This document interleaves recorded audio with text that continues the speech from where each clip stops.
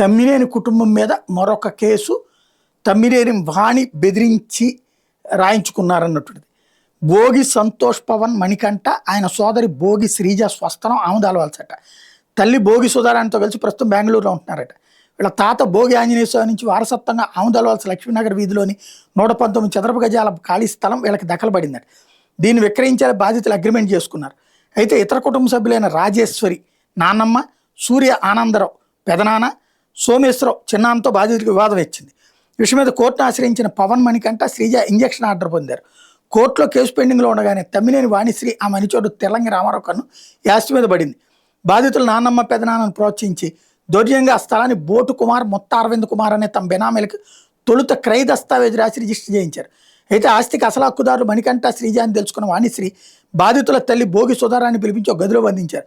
తల్లి ప్రాణాల మీదకి రావడంతో భయపడిన సంతోష్ శ్రీజ 2022 మే 25న ఆముదాలవలస సబ్ రిజిస్టార్ ఆఫీస్కి వెళ్ళి రెక్టిఫికేషన్ డీడ్ మీద సంతకాలు చేశారు. తమ్మినేని వాణికి అప్పటి సబ్ రిజిస్టార్ బొడ్డేపల్లి అరుణ పూర్తి అనుకూలంగా వివరించారు.